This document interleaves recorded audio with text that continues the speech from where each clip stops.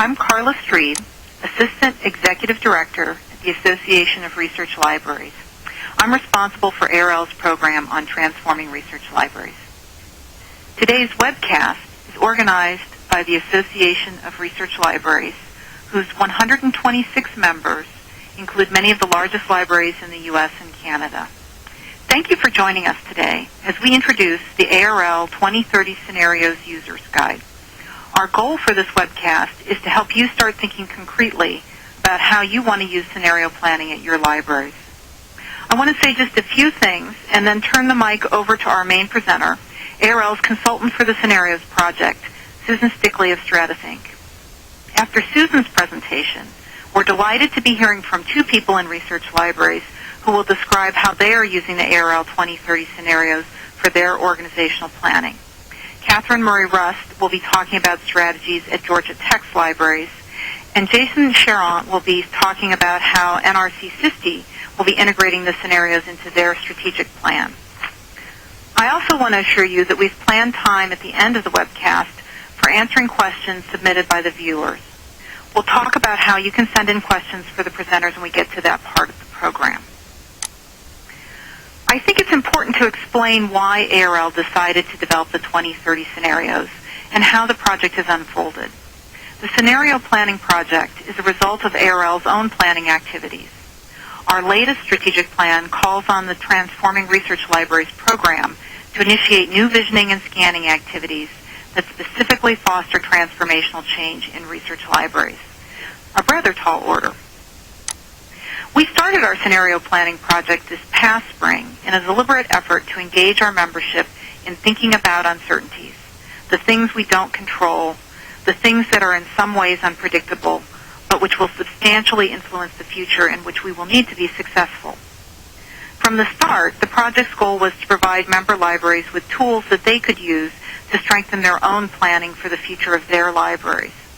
So we worked with members throughout the spring and summer to create the set of 4 scenarios and a user's guide to help libraries integrate the scenario set into their own planning. As you all know, we released the scenarios on October 19th, but we did deliberately release them embedded in a user's guide. The scenario set is a very powerful tool, but it's not one that's familiar to most people who work in libraries. So we're planning a number of different activities that will help ARL members and others figure out how they can best work with the scenario set to enhance their local and individual planning activities. Obviously, the free user guide is the foundational resource, but this webcast is another strategy. And I also want to let viewers know that we are in the process of developing a face-to-face workshop that we'll be offering in the first half of next year. And we'll probably be announcing the dates in the next few weeks, so you can look out for that. In addition, as much as possible, we want to hear how folks are starting to work with the scenarios and if there are additional activities we need to engage in to help people use the scenario set. The final thing I want to do as background here is we have a couple of questions for our audience. And so we want to take a few moments here to get a little bit of information about where you're coming from to help inform our presentation today. So right now we're going to be pushing out the first question on our poll. And it might take a second to come up on your screen, but you should see the question right now. And what you do is just click on, select whichever one of the responses fits your situation. And we'll just wait a few minutes here while people do that and see what kinds of results we're getting. And then we can show you just what we're learning about the group here.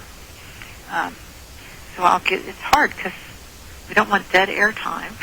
We need to give you time to find your mouse and click on the best answer. Okay. All right, let me see here. I'm going to take a quick peek myself. Okay. If folks can just give us a few more answers, we're still missing a few people here.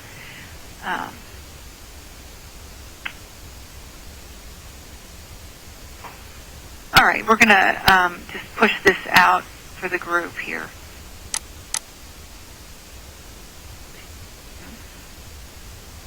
Okay, thank you very much. That's very helpful for us to know just kind of what people are thinking about in terms of their use of the scenarios right now. We just have one more quick question that we want to ask relating to your institutional planning. So this is not specifically about the scenario set, but just kind of where you are organizationally with regard to strategic planning or other kinds of planning. So we're going to push that question out. And just ask you to let us know a little bit about which of these most accurately describes your situation. I'm sure someone out there with a little different answer, but we'll go for the best. If folks can let us know about that, that would be helpful. Because until we ask, there really is no way for us to know here.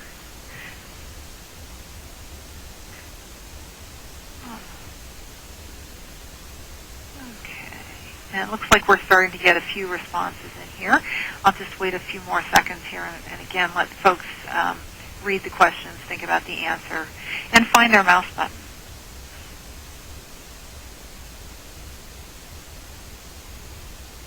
And you'll notice later on in the program that our two presenters coming from research libraries are actually at different places organizationally in terms of their own strategic planning process, so that we'll hear a little bit about different ways to use the scenarios in the midst of strategic planning.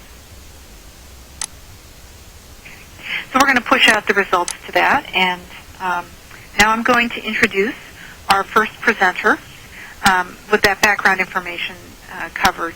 So in a moment I'm going to be turning the program over to Susan Stickley of Stratus Inc. Susan is ARL's project consultant for the 2030 Scenarios Project, and she's an expert on scenario planning. There's just no other way to describe her. She's worked with a variety of organizations over many years as they develop and use scenario planning tools. ARL worked with ARL this year to develop the scenario set, and she wrote much of the content in the user's guide, including the 7 designs for scenario planning activities. And with that, I'm going to turn the microphone over to Susan. Thank you, Carla.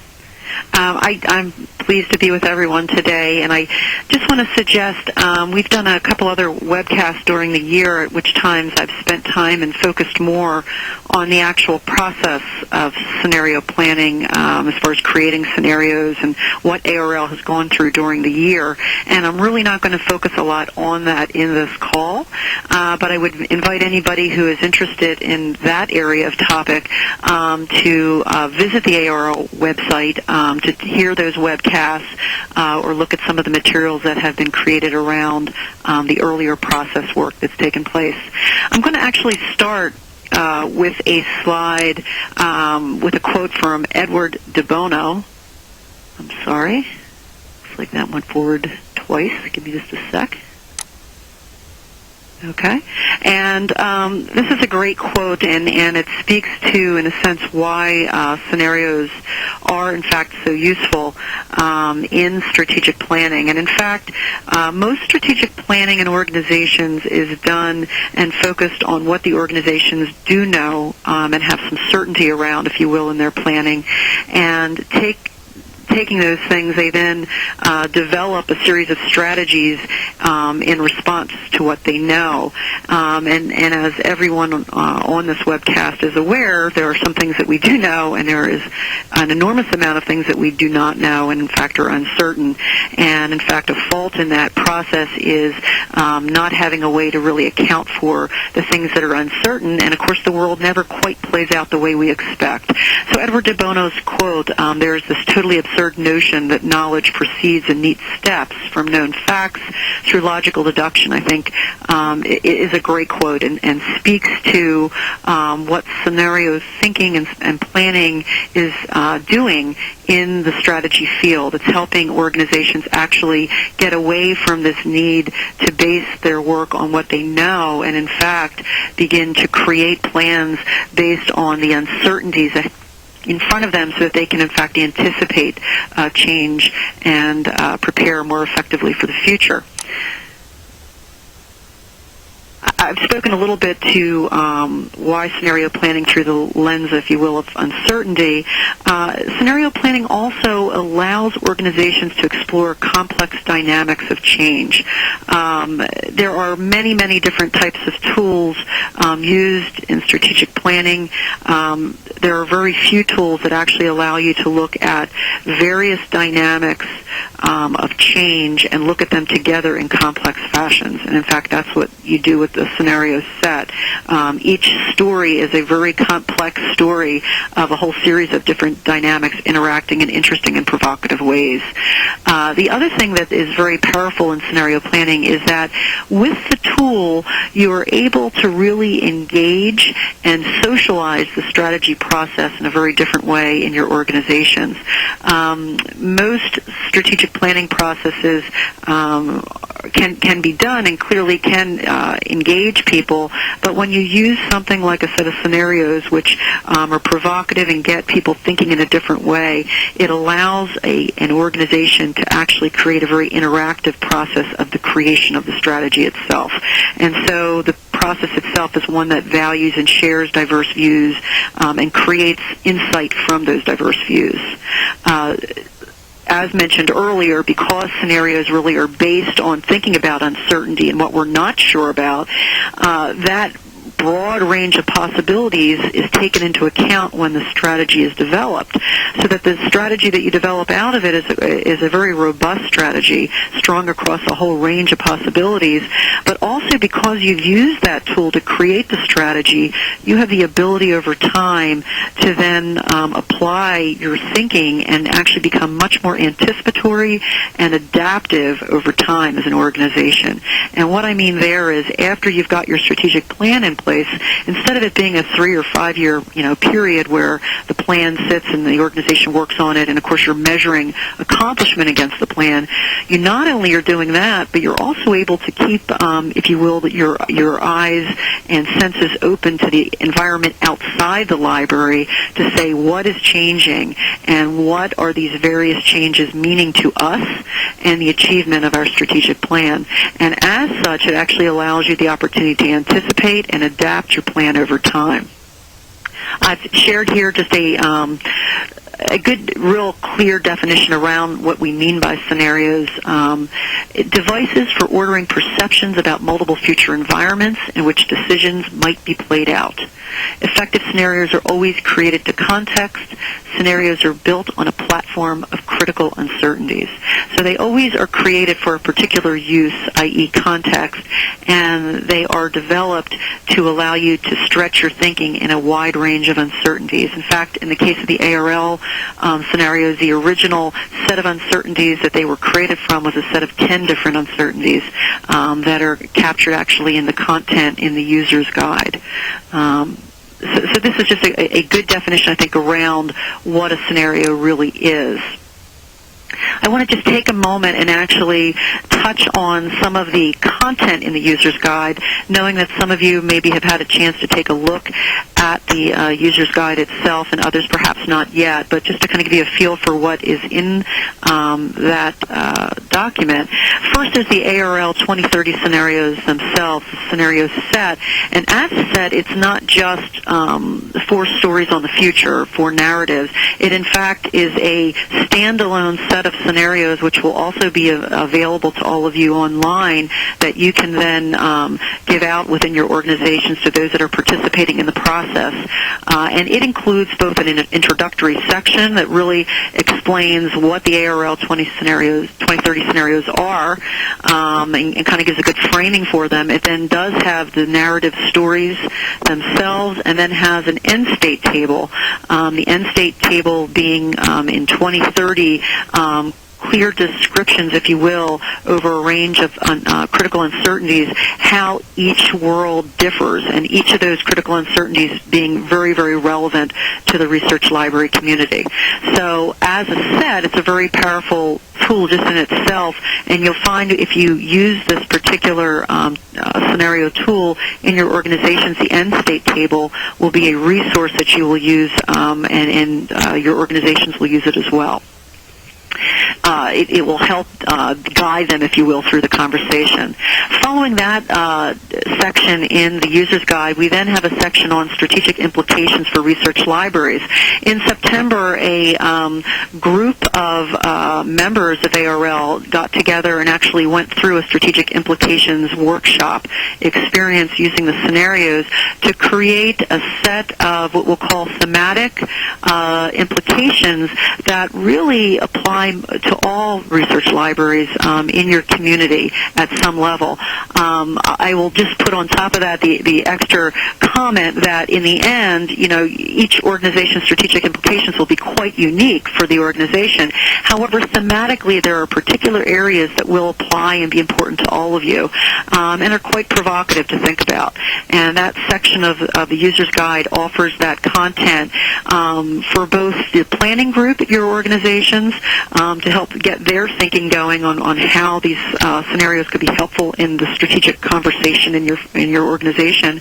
They also can be used as a resource. You might want to give them out as a pre-read or share them within your organization to kind of provocate deeper conversation on strategic implications.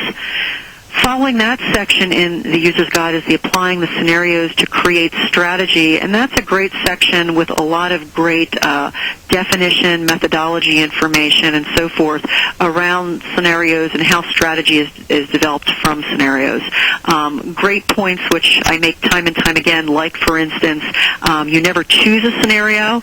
You might find you're more enamored with some than others. The idea in scenario planning is that the future will never be any one of the scenarios, but the future will be made up of components of all four of the ARL 2030 scenarios. So as such, you need to use them as a set in your planning. Things like that, and also just definitions around various terminologies that we use are all included in that section.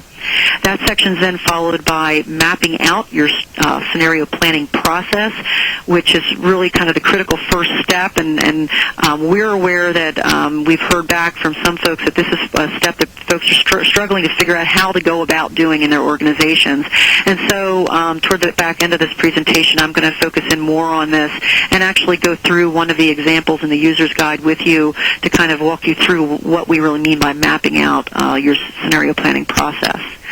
After that, there's a section on workshop planning, and the term workshop is used very purposefully in scenario planning.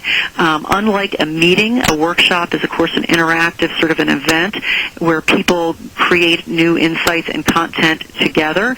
And so in scenario planning, there's actually some great things to think about as far as the type of space you want to be in, what you want to have present, and how you want to set up a room, whether or not you're going to need facilitation to help run a workshop and so forth. So a lot of that information is offered in that part of the user's guide. And finally, the main segment in the back of this user's guide focuses in on actual workshop designs, ways to accomplish various parts of the scenario planning process. The first set of designs is they are all strategic implication workshop designs, which is really the critical step in the process. And here there is a design for organizations who want to create a strategy using the scenarios. There is a design for organizations who already have a strategic plan or a strategy in place and want to test the plan. And there's also a design in the strategic implications workshop section for organizations who want to partner or collaborate with other organizations in doing kind of some joint strategic work and how you would go about that. After that, there are a couple of designs in there as well for engaging the organization. A big part of scenario planning is not just the development of the strategy, but actually rolling that strategy out effectively into your organization and engaging the organization in that process. So some designs are offered there. And finally, keeping the strategic conversation alive covers a couple different things around what I talked about earlier, which is once you have your strategy in place, you can look to the external environment to understand what we call early indicators early indicators and what is going on with early indicators, and also be able to take and apply that over time to keep your strategic plan and agenda refreshed and effective, so that you have a chance to maybe tweak it over time and improve it as you learn more and more about what's going on around you. So this just kind of gives you an overview of that user's guide.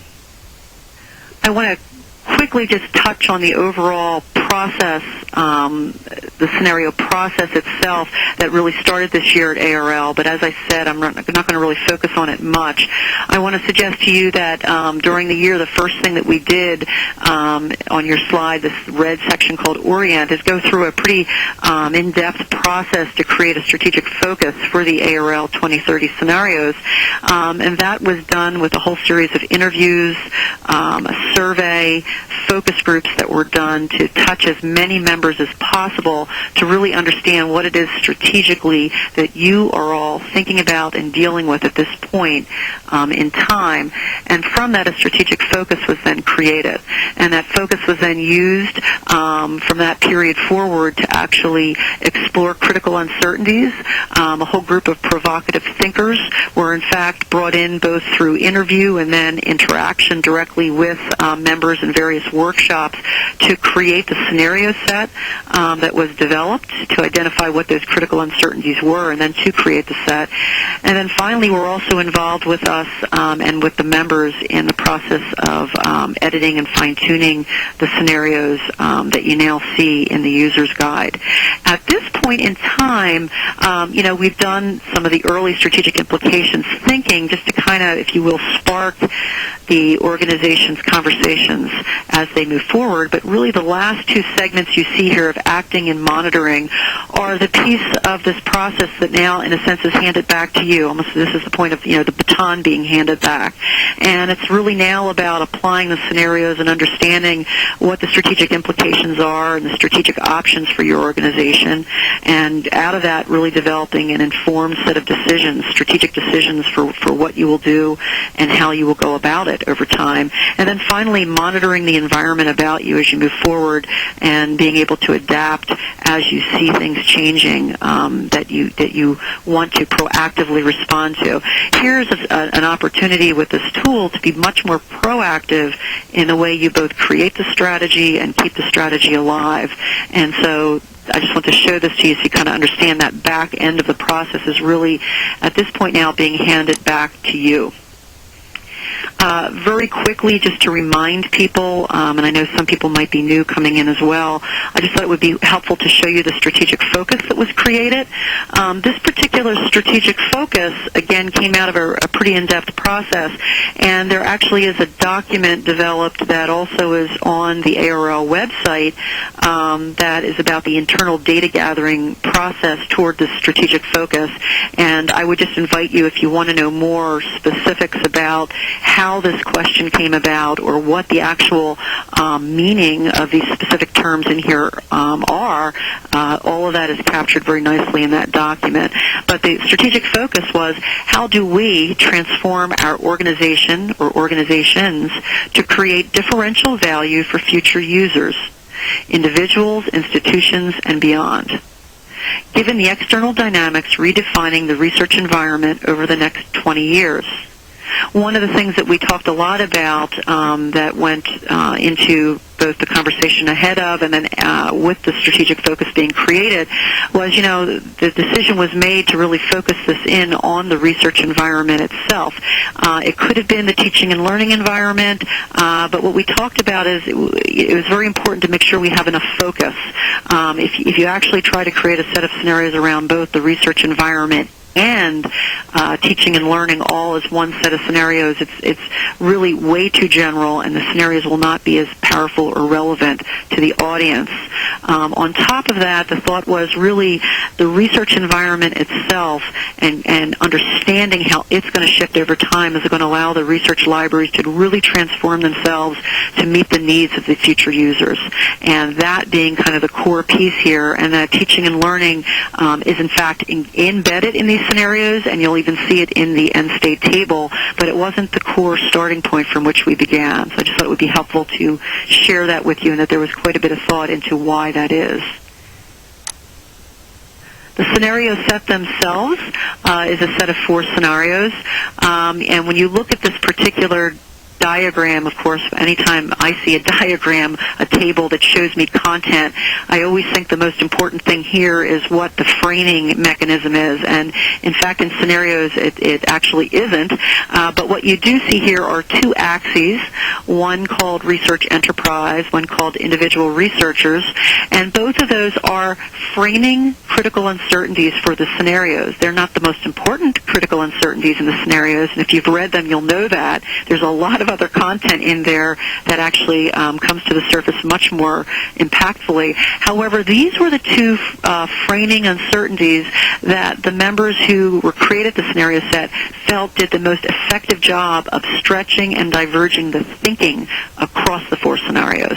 So again, they are the best to frame them as a set. And as I mentioned earlier, I'm going to say it again, you might find some of these scenarios you like better than others. As you read them, or you go, boy, I really get this one, I'm not really sure about that one. Don't go down the path, if you choose to use the scenario tool, of just exploring 2 or 3 of these scenarios. You really want to look at the full set of 4, because in fact in the future one of these will never play out exactly as it's written here. There's simply no way anyone has ever been that good at scenario planning that they've actually created the future that happened. However, what happens in scenario planning is you create the set of components that will happen in the future. So in other words, across the wide range of 10 critical uncertainties plus that are embedded in these stories, the future will be made up of the descriptions and the bits and pieces of each of these stories. So in scenario planning, we plan around the full set of scenarios as a whole. Now, just to very kind of quickly take you around the set of scenarios here, just if you're not really familiar with them, we have the first scenario, scenario 1, called research entrepreneurs, where you have individual researchers in kind of a very unconstrained environment, and the research enterprise being much more diffused, more loosely related, if you will. And here is the world where you really have the rise of the entrepreneur. It's a very fast-paced, innovative world. In this world, really, the researcher is in the driver's seat as far as where things are going and how things are happening. The second scenario, reuse and recycle, here we have, again, that diffuse sort of research enterprise, but now the individual researcher is actually more constrained in what they can do and what they are able to do. In fact, this is the scenario which really has the disinvestment happening in the research enterprise.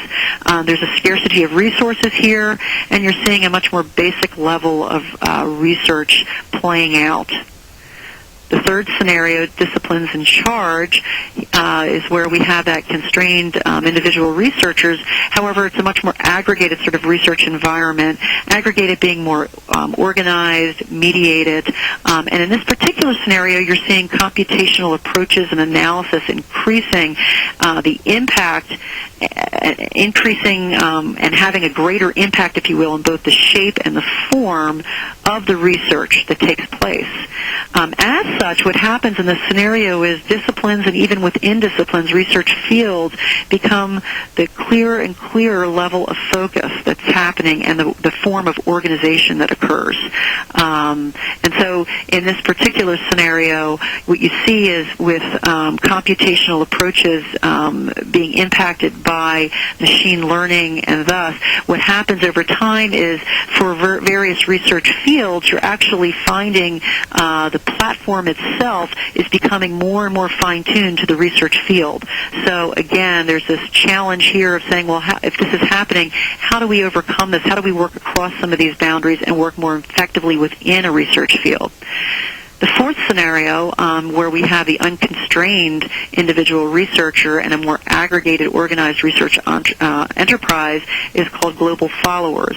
And scenario 4 is the one that really the research enterprise probably is most familiar in a lot of senses, and yes, you really see everything fully still connected, with the university and faculty and graduate students and things. So a lot of familiarity, and yet at the same time there's this profound shift in this world of cultural context, where now the lead on research and where research is going and what is being done is really coming from the East and the Middle East.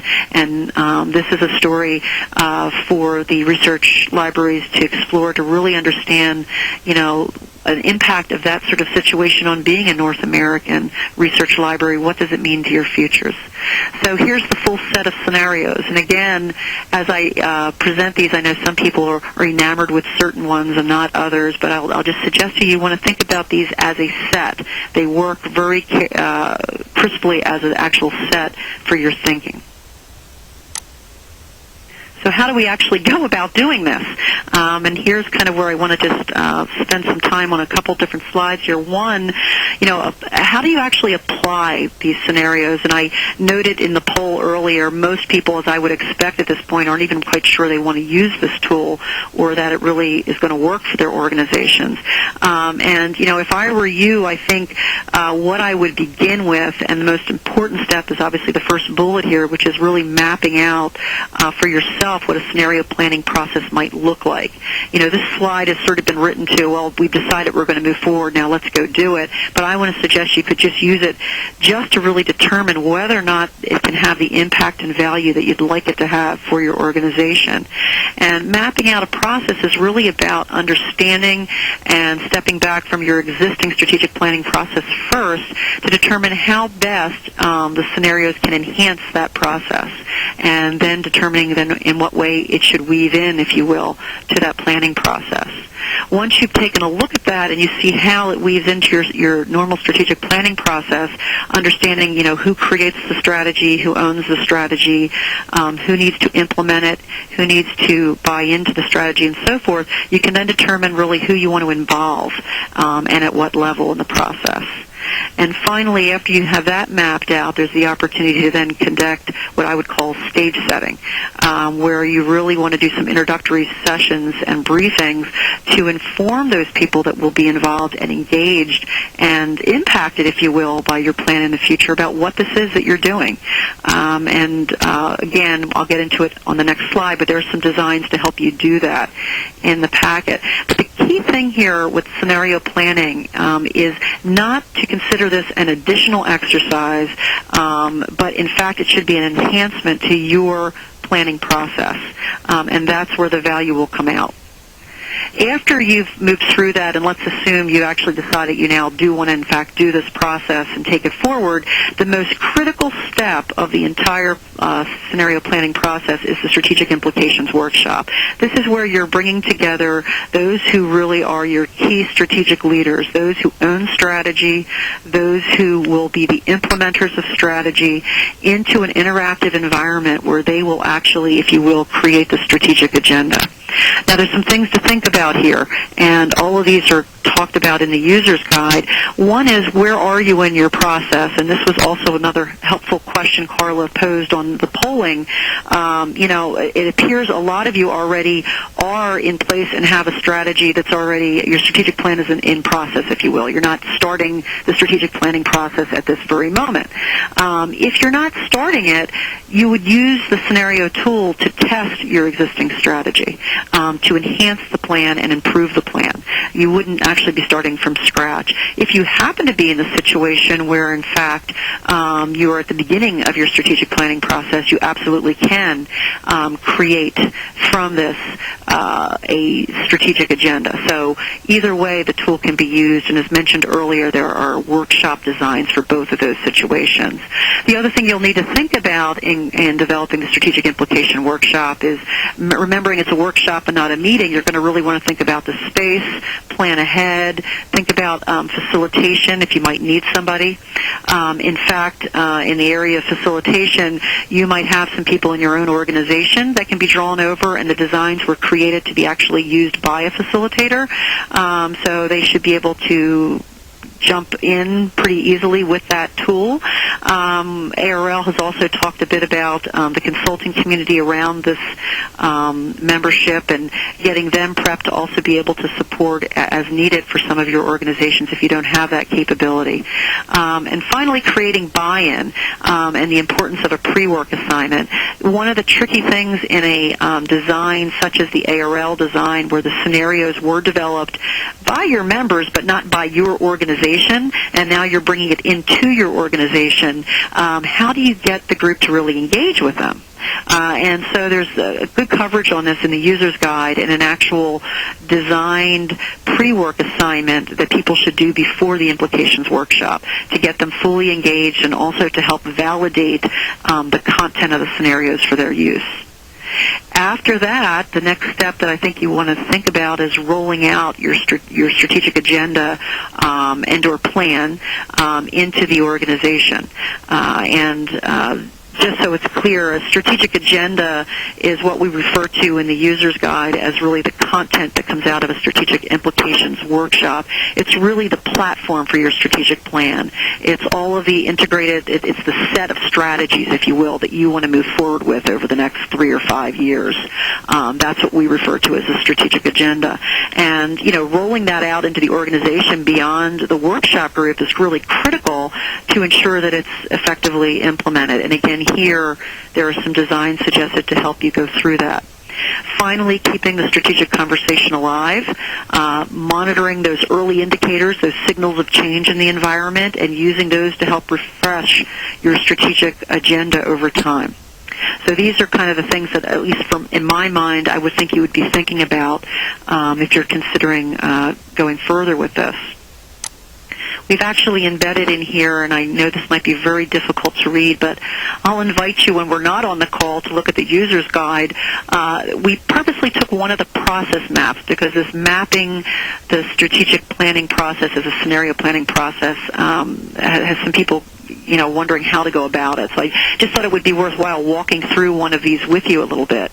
And so what we're looking at here is there's a couple different examples in the user's guide. This particular one is really for a library. And again, these are generic. I'll just say each of you would actually fine-tune and make these custom, if you will, just to your situation. But here we've got one as an example for a library whose strategic planning is actually part of a parent institution's strategic planning process. So, it's an organization who is linked to a parent organization, is aligned to them, and here's an approach that's suggested, which really starts first, step one, with doing some scenario planning introductory sessions to actually get the organization and those that will end up being involved knowledgeable on what is this? What is scenario planning? What are these ARL 2030 scenarios? And there's a nice design suggested in the user's guide to go about that. And once that's done and you've begun engaging the people, then you want to really get into the strategic implications workshop itself. And here you want to think about everything, right? Who you're inviting, having a pre-work assignment, having the right space for this process, setting up facilitation assistance if you need it for the process. And out of that session, a strategic agenda will be created, which is that set of strategies that you want to move forward with. And so the next step after the workshop would be what I would call the fleshing out of the strategic agenda. If any of you have ever attended a workshop, you can get some really great quality material out, but it's still workshop quality. And, you probably want to have a small team form around that material to clean up the language, fine-tune it, and get it prepped for communication more broadly in your organization. That then can be followed by the rollout of the strategic agenda. Again, a design is suggested in the user's guide to help you with this, where you can actually have some, lunchtime conversations or whatever to allow your organization to begin understanding what the strategic agenda is and how it impacts each part of your organization's role, how they're a part, if you will, of the implementation. After that, then I think you're at the point as well where you want to start thinking about the strategic agenda and translating it into whatever package plan you want to put it in. So shifting it into the strategic plan. And again, very often a core team works on this with the leaders of the various parts of an organization. And this is where you're really taking the strategic agenda and getting it down to specifically and how are we going to accomplish it over the next 5 years. Finally, step 6 and 7, we have ongoing monitoring of early indicators. So after you've got your plan in place now, as I suggest that you don't want to think about this as just a document. In fact, you have a real strategy that you're going after, yes, of course you're going to be measuring progress against that plan, but at the same time you want to keep yourself open to seeing what is going on in the external environment around you, and applying those learnings over time to what you're doing. And the last step then is, based on what you learn from that external environment, and when it's necessary, refreshing your strategic agenda. I'm going to stop there, Carla, and hand back to you. And I'll look forward at the end of the presentations to having an opportunity, and we will have some Q&A around Jason, Catherine, and my comments. Great. Thank you, Susan, for sharing your expertise in integrating scenario planning into a range of organizations with different planning needs and practices. I think you've probably helped some of the decision makers on the webcast think a little bit more concretely about what it is they might want to do next. In case you missed the first few minutes of the webcast, I'm Carla Strebe, and I direct ARL's program on transforming research libraries. It's my pleasure now to introduce the next segment of the webcast, and this is where we're going to hear from two people at ARL member libraries talking about how they're using the scenario set for local planning. Our first speaker in this vein is Catherine Murray Rust. Catherine is Director and Dean of Libraries at Georgia Tech. And Georgia Tech has just finished the new university strategic plan, and the libraries are now starting their own process for developing a library plan that is strategic and aligned with the university's plan. So I'm going to turn it over to Catherine. Thank you, Carla. I appreciate it. Good afternoon to everybody. One of the questions I was asked to address very briefly at the beginning is how I've been involved in the Scenarios project so far. I have the pleasure of being on the Transforming Research Libraries Committee of ARL, and therefore became part of the advisory group for the project. I happened to be in D.C. on a perfect day to have a chance to do some work on the background for the original spring workshop, which I attended in June, and then also got to go to the September workshop that Susan talked about. So I've had the scenarios has been part of my summer, spring and summer, and I've gotten progressively more excited about them, particularly because they focus on research as distinct from research libraries. And as I talk a little bit about Georgia Tech, you'll see why that particularly appeals to me and to my colleagues here at Tech. The process has been very energizing. I want to start just very briefly and say that our environment, Georgia Tech has 20,000 students. About 8,000 of them are graduate students, many from overseas. So this is already a global university in a very diverse community. Tech does about $550 million worth of funded research a year, heavily in science and technology, obviously. And it was recently became the first university to join AAU in more than 10 years. And I may say that the political campaign to do that probably lasted more than 10 years as well. So our situation is it's almost a perfect time for the ARL scenarios. The only disadvantage we have is that the university's process keeps the time frames change on an hourly basis. But it's a very good time for us in that we have been asked to try to align the library's strategic plan, new strategic plan, to the Institute's plan, which was announced formally after a year's worth of work. It was announced formally at the beginning of this academic year by President Peterson. It's called Designing the Future, a Strategic Vision and Plan for Georgia Tech. The time frame is 25 years. So in that sense, it's also perfect in that it goes with the ARL 2030 scenarios. And if you look at this slide, you can do the most important thing about the 5 goals are some of the words that are in this among them. For example, it's very technology focused.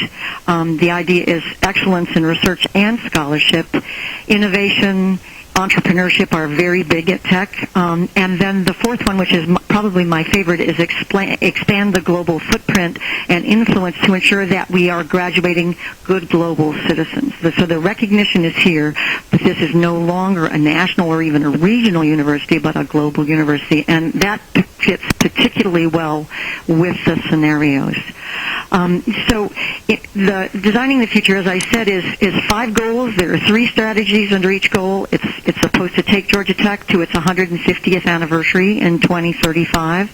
When people here complain to the president that they couldn't get their mind around 25 years because some of us won't be working here in 25 years and the students haven't lived 25 years, his response was, but it's wonderful because we'll all be wrong. So we don't have to. We can be more creative about our vision for what's going to happen in the future.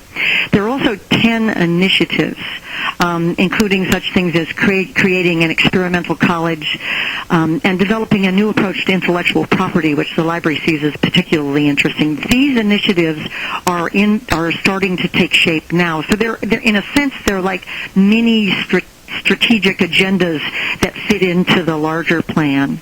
We're told that we can add new goals and strategies as time goes by, which is terrific.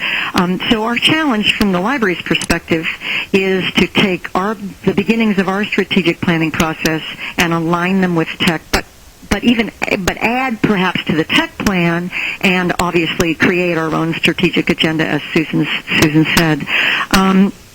So we have a current strategic plan, which I inherited when I came, called the Commitment to Excellence, 2007 to 2011. It's a wonderful piece of work. It was done in a very collaborative manner. The only difficulty with it is that it is so general that it is very difficult to get a strategic agenda and priorities and give direction to people in terms of their work and their interaction with the campus, particularly in a time of great resource constraints. Georgia Tech is a public university in the state of Georgia, and those of you who are in public institutions know that the budget situations are not great, and they're not likely to be very good for the next few years. So choosing what we need to do and making priorities is extraordinarily important.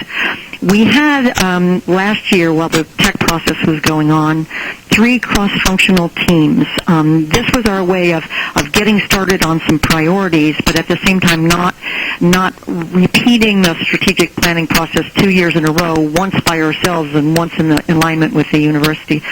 So we focused on assessment, faculty engagement, which is very important, and discovery tools. What kind of discovery tools we were actually delivering to the public.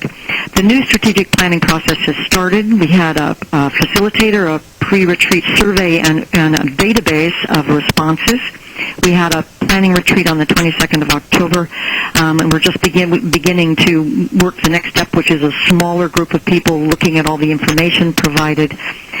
What this does, though, is we are very excited about the scenarios because the challenge is to figure out a way to incorporate them in our planning process in a way that gives us some information that we would not be able to get if we stayed, as we used to do when we did strategic planning, in a room by ourselves within the library and then discussed what everybody on the campus and its strategic partners was going to need in the future. We can't do that anymore. We have to engage the campus in this discussion. So both the Georgia Tech plan and the scenarios focus on the long term. They have similar themes, research, global focus, technology driven, and the scenarios offer us a method of engaging the faculty in a discussion about the issues about which they care, the focus of their life. If we ask them, what kind of library do you want in 20 years or 25 years? They look at us completely blankly and say, I don't know, you figure it out. Isn't that your job? I'll deal with research, you deal with the library. So what this does is it gives us a vehicle, a very powerful vehicle, to engage the faculty in a conversation about what kind of library will support the work that they do. If they can give us information about the work that they do and where they think research is going, then we can work to develop a strategy that flows along with them. It has the added advantage of allowing us to express our interest in what the faculty do in terms of research, particularly multidisciplinary research. We have a difficult time on this campus, and I'm sure some of you also do, getting the attention of the faculty. These are extremely busy people. They are very, very much driven by seeking research dollars. And unless we have a conversation with them that matters to them, that has some meaning, we don't get very far. So I think the scenarios really engage their interest, and if anything, might scare them a little bit about what could be coming in terms of research and where research is going, and that gives us an opportunity to talk to them in a meaningful way, and then get some clues about where we can go to be of help to them.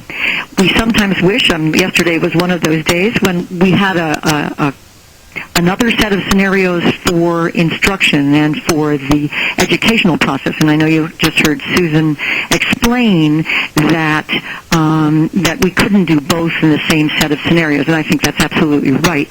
It's just that now we long to have another set of scenarios that we could use to engage the teaching faculty and the students in what kind of education they would like for the future.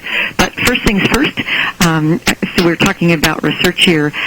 We have asked the provost, who is new as of September, and the vice president for research, if it would be possible to have them sponsor a strategic implications workshop with the leadership of the Institute and some of the senior faculty and heads of research centers to talk about the scenarios.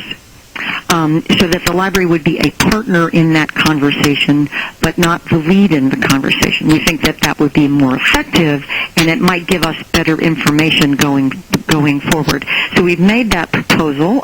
We don't have an answer to that. I think there is tremendous interest in it, and so we're hoping that will give us an entree into a different level of conversation on the campus.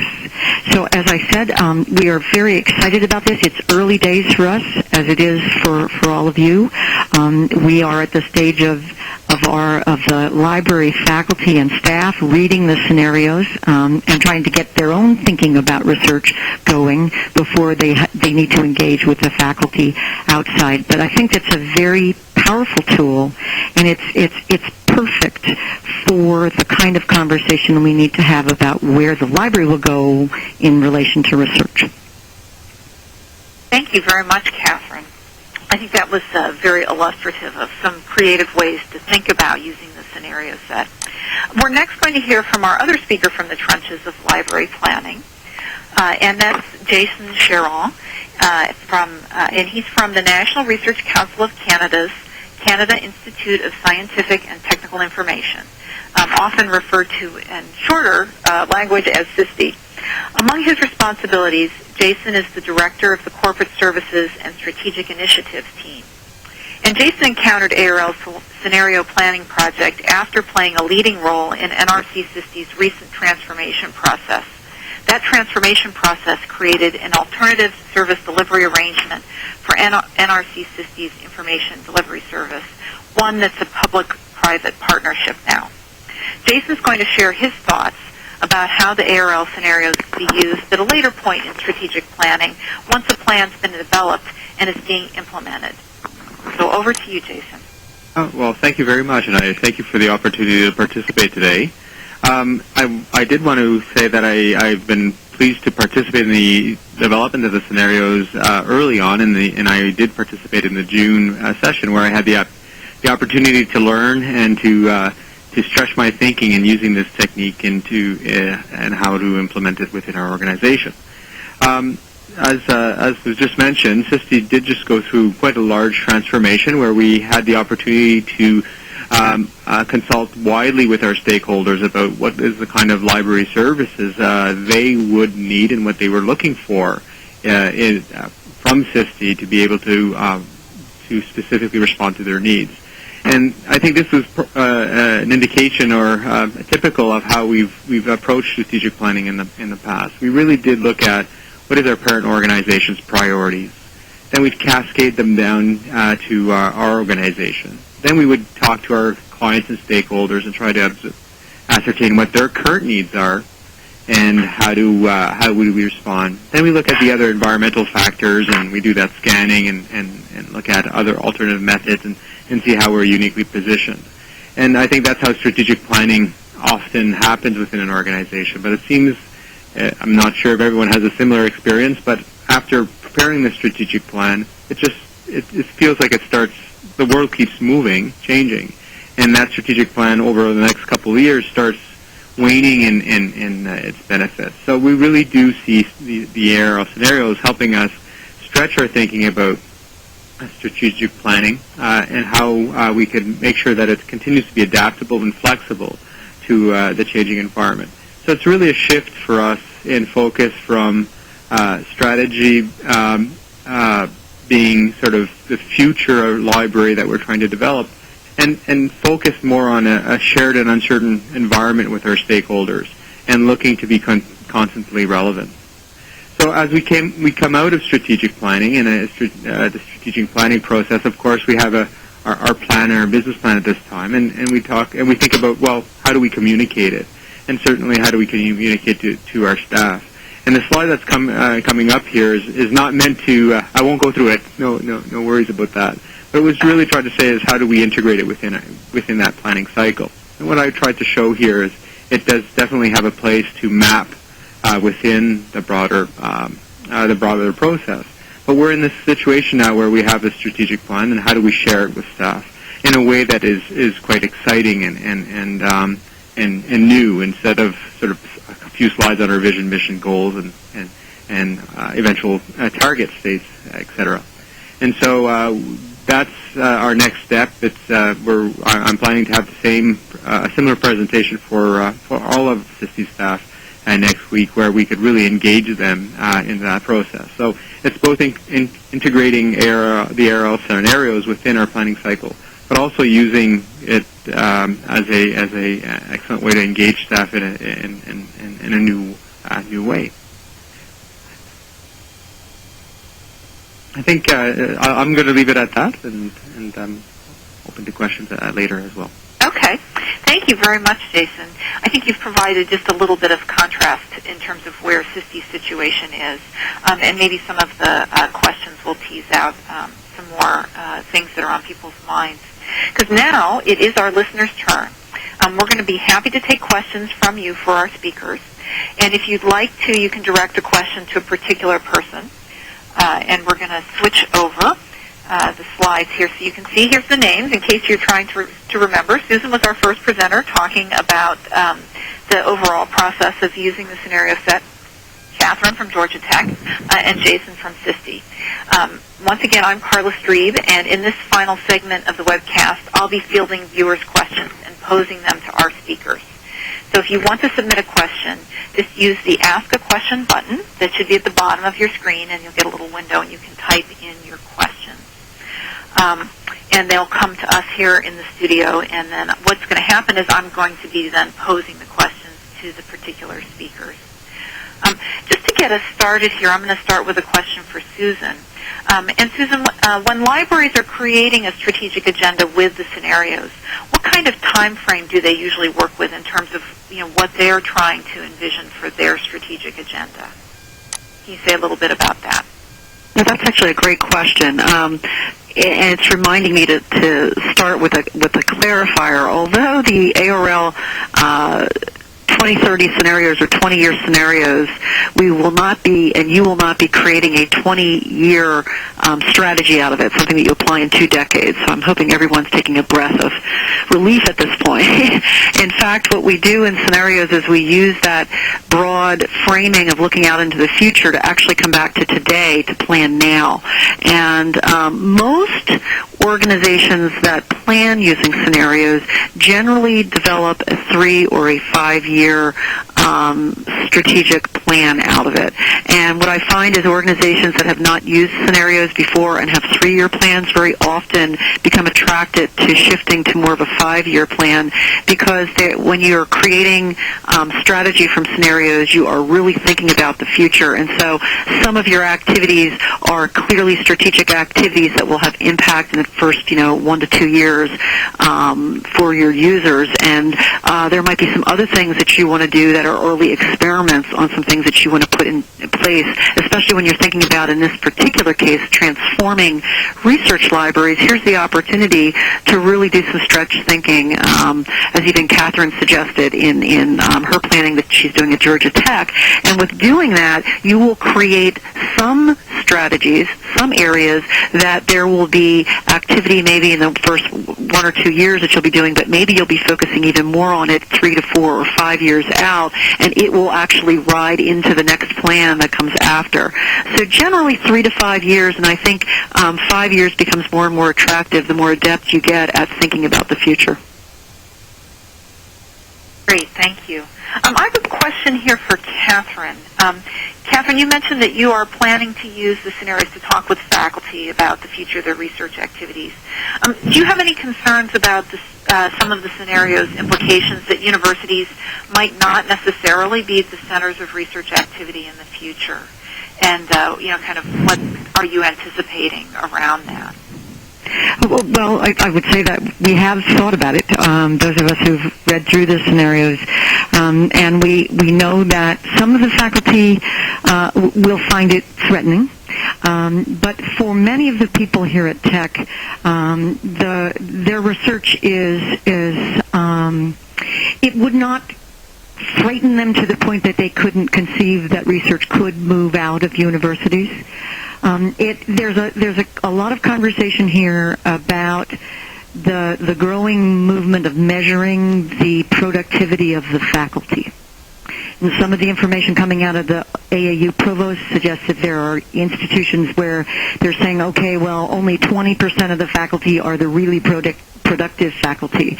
So how are we going to keep them? How are we going to not lose them to another institution? But there's some concern about some of the research stars going overseas because there are research institutes that are paying well. So this is a very fluid institution.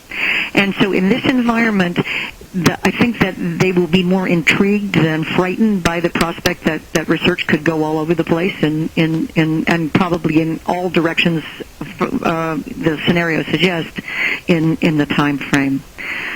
We shall see. We may get some interesting mail when we try talking about this. Okay, thank you, Catherine. I'm not sure we're getting someone saying that there's an audio problem. We're going to try and verify that. Anyway, we're going to hope that that's just a local problem. This is a question for Jason.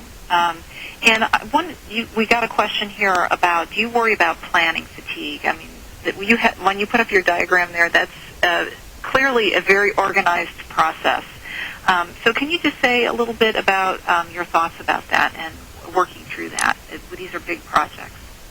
That's true. We often joke that we're very good at planning and measuring, but we sometimes forget implementation. So it's plan and measure. But no, actually, I think it's quite important to view planning as an ongoing dialogue and discussion around what's happening. As we know, the environment moves quite quickly, and adjustments are needed. And so it's not about questioning one's worth or value or position necessarily at every juncture, but it's good to have this ongoing vigilance around value, relevance to your stakeholder community, and having that dialogue not only for an external expression through services or other activities you might have for your stakeholders, but also to keep a dialogue going within the organization so people understand why we're acting in the way we are, and also that it's not unique to the organization. So in a time where there's a lot of change and uncertainty, it's quite helpful to have the staff and other people within the planning cycle understand this is more common to all our stakeholders in our community. So the ongoing discussion, as long as it doesn't just look like a sort of a process that we have to go through, but rather a conversation, I think is a good way to go about it. Okay, great, thank you. Kind of in the same vein of, the libraries are not alone in dealing with change. This is a question for Catherine, just asking that since the libraries aren't clearly the only places that are going to be changing, are there other departments on campus that you know of that are doing this type of planning, really looking out? And, instead of just asking what type of library they want to see, but what kind of research they see their departments working on. And what are your thoughts about that? Well, I think that's an excellent question, and in fact, I didn't mean to imply that we're the only group of people doing this, and that everybody's focus is on what kind of library. Because in fact, the value of the scenarios, in my way of thinking, is that it gets the campus engaged in a conversation about where research is going, which can be used by all of the departments and colleges who in their planning processes, because everybody this year is supposed to be aligning their college or department or institute plan to the larger institute plan. So the fact that this is about research can be used by a lot of people on campus, a lot of organizations on campus, to find out where their services and their programs can go. What kind of faculty should they be thinking about? We care about the answer in terms of the library, but they care about it in a different context. And I think that's the beauty of the scenarios, especially if we can get the provost and the vice president for research to have this be a community conversation, which we can all use for future planning. Great. Thank you, Catherine. This, I think, is a question really for Susan, and I think this is probably something that's of interest to a lot of people in the audience. What are your thoughts about how the process could be effectively altered? And this is, I think, the strategic agenda development process could be altered for different size organizations, especially if you're thinking about a smaller organization than a research library that's got 100 or more staff. So can you just say a little bit about your thoughts about that? Yeah, absolutely. It's funny. The ideal situation in doing scenario planning is that, this might sound ridiculous, but in a sense, everyone who is part of the organization and so is going to play a role in implementation is a part of the process.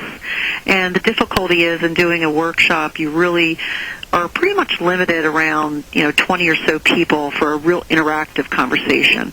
And a smaller organization can very much follow the same sort of process as a larger, but they have an opportunity to really involve almost everyone, if not everyone, that they see as critical. I think that the bigger challenge is actually the larger organization trying to determine who, if you will, those 20 individuals are. And to a lot of the conversation happening with Jason and Catherine as well, as they talk about what they're doing, is, part of it is you're thinking about your library, in particular in Catherine's case, and then, of course, we're talking about the faculty and other individuals who, you want to engage as many as possible key stakeholders in that strategic implications conversation. So a smaller organization actually has an opportunity to do a better job of covering those things. And also, if you are a smaller group, the interaction is different, obviously. So let's say that you're a group where bringing really everyone in that's key is going to really mean bringing 8 people into the room. You can have an incredibly powerful strategic implications workshop with 8 people that can allow you to actually take and begin fleshing strategies out much more effectively toward a final plan during the actual workshop time than, of course, you can if you've got 20, 25 people in a room. Great, thank you. Susan, while you're hot here, if you will, another question for you to respond to is, what are your thoughts about an institution thinking about modifying the scenarios themselves in some way if they think that might better reflect their local environment? What are your reactions to that? Well, what very often I have done with scenarios, and even when I first did scenario work, I was actually in an organization and we were working on scenarios, is do what I call focusing scenarios. And so what you can actually do is after you have a platform of a set of scenarios, let's say that there is one particular area in particular for your organization that is absolutely the most important topic. So it's the most relevant, if you will, of all the uncertainties. You can actually, as part of your implications workshop, or even ahead of it if you chose to, on the front end, actually create a process to focus. It's almost like taking a camera lens and focusing in on a specific question area, or area of focus or scope. So for instance, let's say the topic in particular for you is the research technology topic. I'm thinking of Georgia Tech, and something, Catherine, you had mentioned earlier is just an example. You could actually go into a conversation with a group and actually start focusing in, saying, okay, if this really is the most important part of the scenarios for us, what would we say more about this in this scenario? How would this play out, and why? And you can create a whole other level of focus around those topics.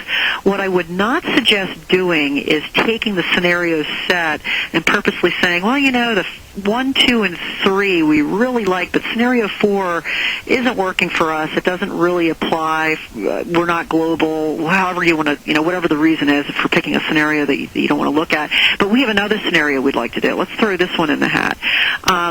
It's fine to throw an additional scenario in if you keep the full set. If you do that, though, what the problem is when you peel a scenario out, or the logic in a scenario out of the set, you actually peel an important part of the system.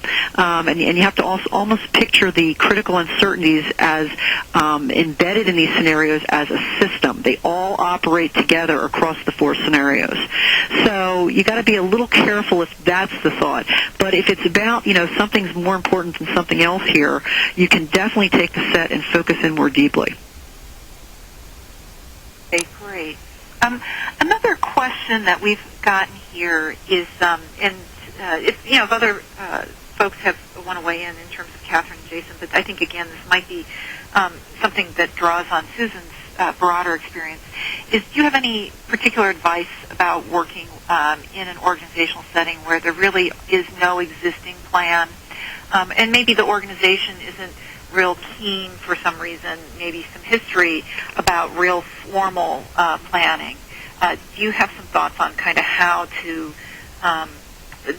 look at developing an agenda in that kind of organizational planning environment, which is basically kind of planning hostile or planning absent, Yeah, so they haven't done it before, and there's really no planning process in place.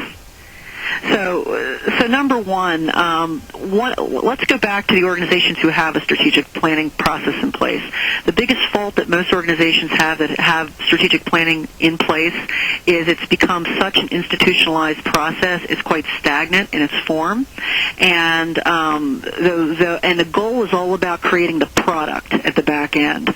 So the mindset is quite in a particular place. So it's interesting how people do present their scenarios, their strategic plans as, it's the 2011 to 2015 plan. It's the whatever, and it has a kind of a stagnant sense to it.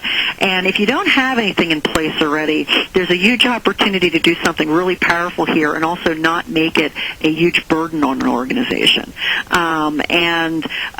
So the difficulty could be, and I don't know how hostile you're talking as far as not having a plan in place. If the issue is the organization just when they hear strategic plan, they can't they steer away from it, that's maybe a different thing. And so I wouldn't call it a strategic plan, and I would call it a scenario plan or something like that. But I think you have an opportunity with the scenario tool, actually, if you had a completely clean slate, to lay out beautifully a very powerful strategic planning process to create an adaptive plan. And it's the type of thing, if you read a lot, or if you've read any of the, core type of business books that are really coming out, they've been coming out for the last couple of years in particular since the big economic downturn began, which is all about how do you become adaptive, how do we become more creative in how we we do our strategic planning and make it more of a learning thing. We talked about the learning organizational for a long time, but an adaptive organization is something else. A lot of what is spoken about in those cases is about being able to be more fluid, being more informal in how you do things, and creating something that doesn't have a beginning and an end point. And so you can use the tool and have a beautiful process where you create a strategic agenda that you then can begin implementing and create your quote-unquote your plan of implementation, if you will. Maybe you don't want to call it a strategic plan. And at the same time, stay really adept to your users, to your environment you're in, and be able to continue to improve, adapt, and literally change with the changing environment. And so you can be a very proactive player in that way. So it's actually a big opportunity in a lot of ways that many organizations might not consider. The other thing that's kind of nice about that comes to my mind, too, is one of the challenges I think a lot of these organizations that are part of ARL will have is being part of a parent organization. It's great to say I'm part of a parent organization, and yes, they involve us in the strategic planning, but more so than not, most likely the library is almost given some direction on the plan that they then need to align to. If none of this is in place, you have a huge opportunity, in a sense, with a blank slate to create your future. Great. This question, I think, because both Catherine and Jason were involved with the scenario development process, but also Susan, whoever maybe wants to chime in here, but when the Chronicle of Higher Ed covered the release of the scenario user guide, somewhere in one of the comments there was a concern expressed that somehow the scenario development process didn't include faculty and researchers. It was basically coming through engagement of the research library community. Can you just express some thoughts about, is this, do you think that this creates problems in terms of looking at the broader research environment? And in fact, even is that true, that there was not input from faculty and researchers? And maybe if there's going to be a big silence, I'll ask Susan to answer first. See, and I was going to ask Catherine and Jason, because you've been very involved in the process and are thinking about using it in their organizations, and so I would be more, because they're users, I would be much more interested in hearing their comments on it, and then if need be, I'll make some comments. This is Catherine. I think that it is not a fault or a problem with the scenarios that there wasn't a large-scale involvement of faculty and active researchers in the development of the scenarios. By and large, the faculty, I've worked with people in big research, faculty in big research libraries for many years. And by and large, they are very focused on their own research, their own lab, their own graduate students, and sometimes a broader group, which is about as broad as their department, and that's it. They don't really think about research as an enterprise that's now global in the way that, for example, a vice president for research thinks about it, or dean perhaps thinks about it. So I think that the scenarios, as they're presently crafted, had enough input from people who've had extensive experience in a variety of levels of sizes of research universities, and who have experience in the management and administration and those kinds of issues of research, to be able to speculate on the political and social and cultural institutions of where research is going from a somewhat high level. So I don't think that it's a fault of them, and in fact, in some ways, it's a strength that they're as broad as they are, because I'm not sure that if we had active researchers, they wouldn't be more narrowly focused on disciplines, what's going to happen in X discipline or Y discipline. Jason? Yeah, I would agree with that. I think it's sort of putting a false a line between the library and its parent organization. We are members of those organizations. We interact daily with our research organizations, and therefore I think we can speak quite well to some of the challenges that we're all facing, and we're sharing. And I guess the point is we are sharing this environment, and the scenarios speak to that for me. So I'll only add one little point to that, which is because a lot of people on the call might not even be aware of this, but the provocateurs who were involved with us from the interview phase all the way through all the actual workshops we had, in fact, we had representation of people who actually were faculty in particular schools and researchers, some of which were faculty and non-faculty researchers. So we got some interesting insight from them, not just from the broad range of areas that they focus on, but also who they were as potential users of a library. So I just want to kind of put that out there as well.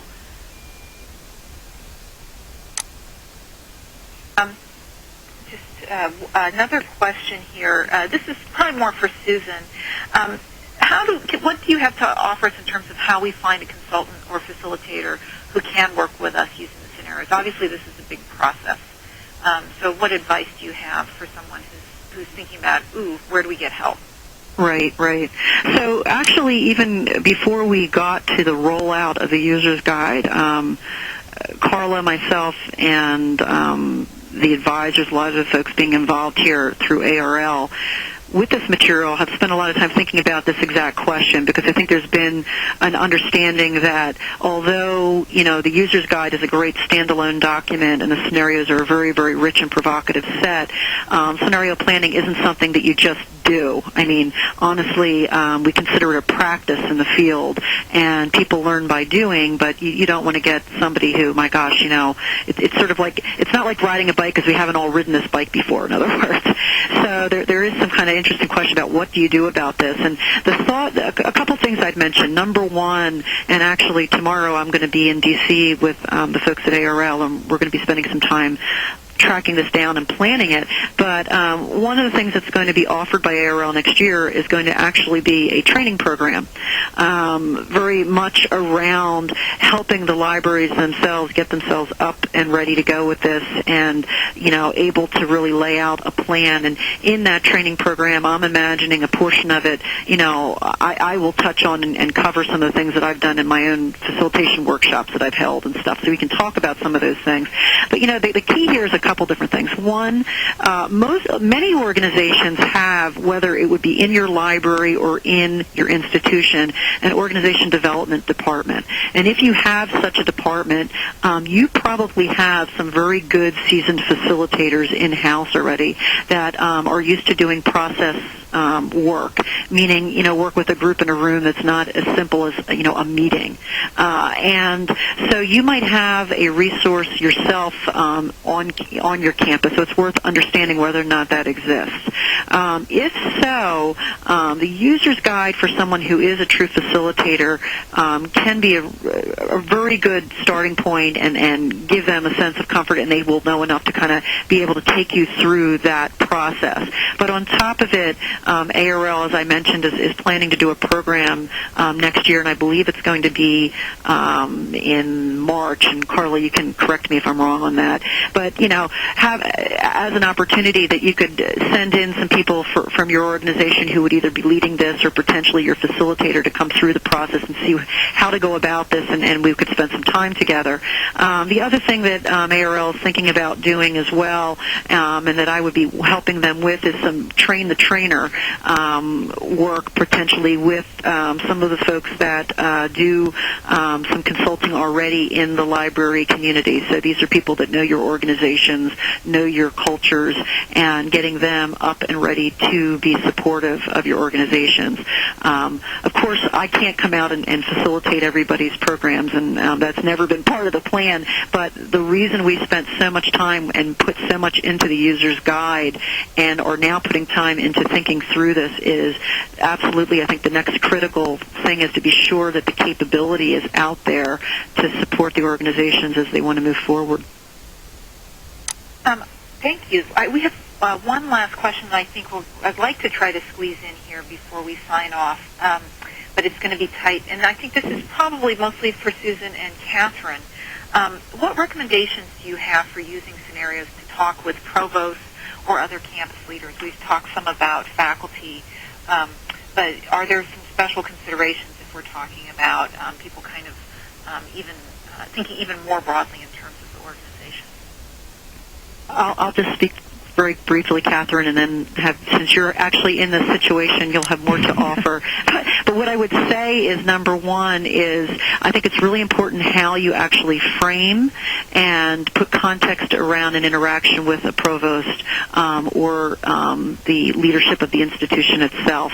And the reason I say that is, if you read through these scenarios, one could read them and go, my gosh, these could be really threatening to a university to have a conversation around. However, if they're framed as a learning tool to really help the university and the library stretch their thinking on what the future could hold and how can we better prepare ourselves to be more effective now, in some cases to either avoid some of the things described in the scenarios or to take advantage of a situation and really be able to create a provocative approach, you can do that. But I think it really has a lot to do with what your individual situation is and being sure you put the right context around creating that interaction. This is Catherine. I agree. I mean, I think that these provide an opportunity, but the way I present this to the leadership of the campus will create a certain outcome, I think. I so far have approached this with a lot of enthusiasm. It is a learning opportunity. It's a way for us to ask some questions in a somewhat safe context and propose that things may alter extraordinarily in the future, but that doesn't mean they're going to happen. It doesn't mean that we want them to happen, and as Susan has pointed out, it sometimes focuses people on the kinds of things that we could do now so that the reality doesn't turn out to be the way that some of the scenarios suggest it might be. So I think that it's important also to involve the broad university senior leadership, particularly vice presidents for research, as well as provosts and the deans of the colleges. I have the opportunity of working very closely with all of those people in a rather informal context, and so I can talk about this enthusiastically and try to get them to see that we could all use it to our benefit. It helps to be part of what is essentially almost a new leadership for the Institute. It would be more difficult, I think, if one were coming into a very established institution that's already decided we don't need this kind of planning, or we know what we're doing and we're going to be good at it. That would be a tougher situation to deal with. Unfortunately, we've run out of time for the conversation. Let me thank Catherine and Jason for sharing your plans for using the scenario set, and also say a thank you to Susan for taking the time to talk with us in quite great detail about doing scenario planning. Finally, thank you to all of you for joining us and sharing your thoughts and questions. The webcast is being recorded, and we will be announcing how people can access the archive in the next few days. Please remember that there will be more opportunities to learn about scenario planning and further resources to help you use the ARL scenarios. So we hope that you will be keeping an eye out for future developments. Thank you again, and have a great day.